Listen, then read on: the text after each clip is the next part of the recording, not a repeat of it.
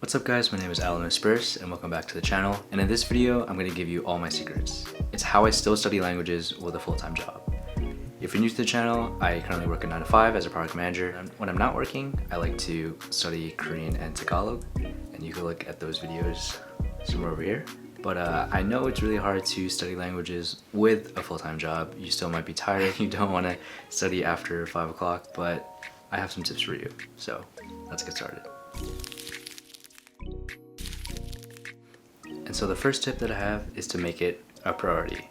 And I know with a 9 to 5 job, it's kind of hard to find the time to study in the morning, before, or after. What's really worked for me is I like to study in the morning when I have the most brain power and before people start pinging me for certain things. But with a 9 to 5 job, it's really hard to study in the morning. If you're like me, you roll out of bed right before some of the meetings.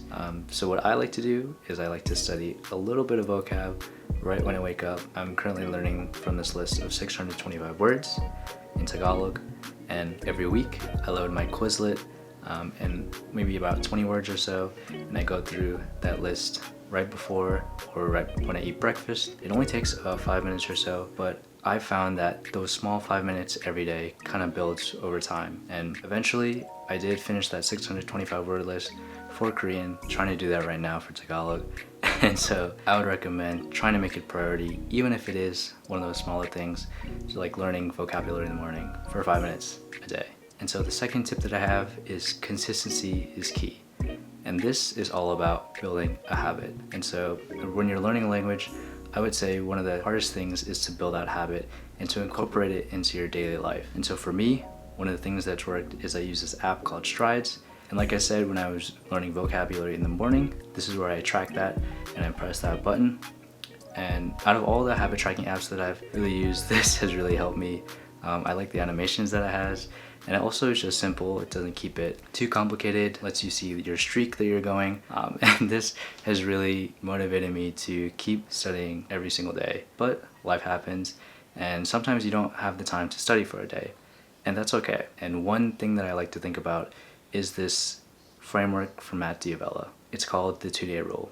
And basically he mentions that you're only allowed to skip one day in a row. You can't skip 2 days in a row. And so for example, if you're learning languages and life happens and you can't study the next day, that's okay. But you're not allowed to skip that next day.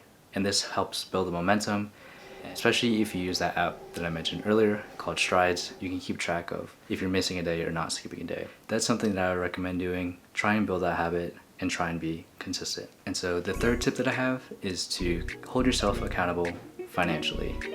And I know some people don't have the means because of their financial situation, but if you do have the extra cash, I would recommend maybe purchasing lessons on italki in advance, or maybe purchasing books in advance. And this has really worked for me.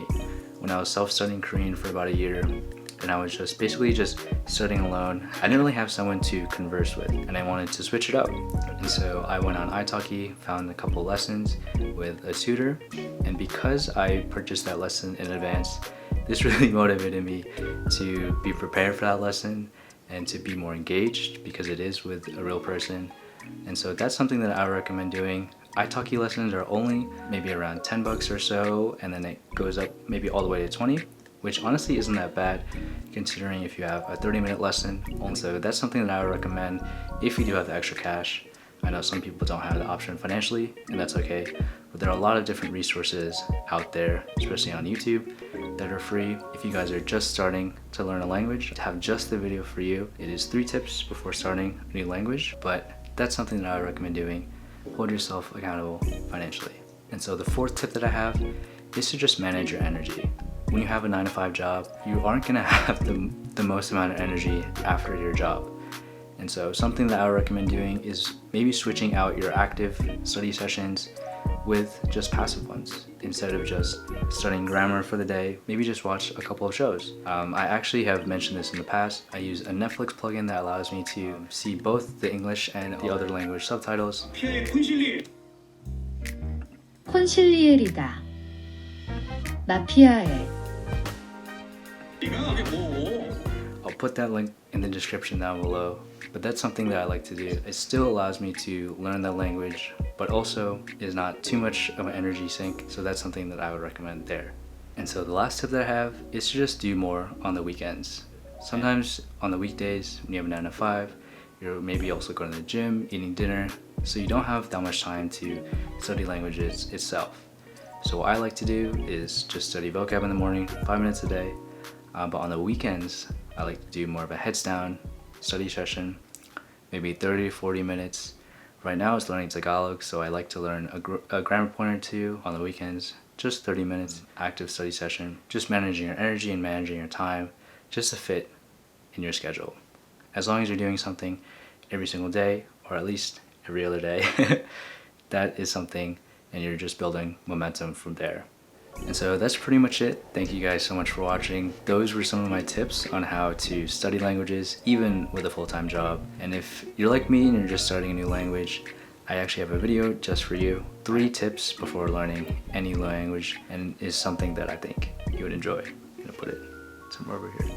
But thank you guys, and I'll see you guys in the next one.